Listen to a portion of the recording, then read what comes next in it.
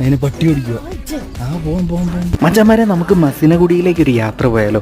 ഞങ്ങളുടെ ലൈഫിൽ മറക്കാൻ പറ്റാത്തൊരു യാത്രയായിരുന്നു ഇപ്രാവശ്യത്തെ മസിനഗുഡി ട്രിപ്പ്. നിങ്ങൾക്കും അങ്ങോട്ടേക്ക് പോകാൻ താല്പര്യമുണ്ടെങ്കിൽ ഈ ഒരു സമയത്ത് പോവുകയാണെങ്കിൽ വളരെ ബെസ്റ്റായിരിക്കും. കാരണം ഒരുപാട് ആനിമൽസിനെ കാണാൻ പറ്റും.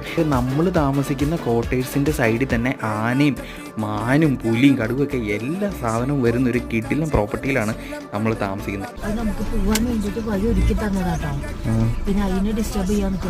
റൂമിൽ നിന്ന് പുറത്തേക്ക് നോക്കുമ്പോൾ നമുക്ക് മൃഗങ്ങളൊക്കെ ഉണ്ടെങ്കിൽ നമുക്ക് റൂമിലിരുന്ന് തന്നെ കാണാൻ പറ്റും.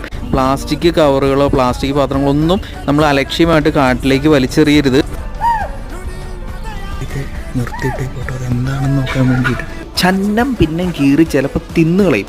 ഞാൻ തിന്നുകളയുമെന്ന് വെറുതെ പറഞ്ഞല്ല. ഫുൾ വീഡിയോ നമ്മുടെ ചാനലിൽ കയറി കാണാൻ മറക്കല്ലേ കേട്ടോ.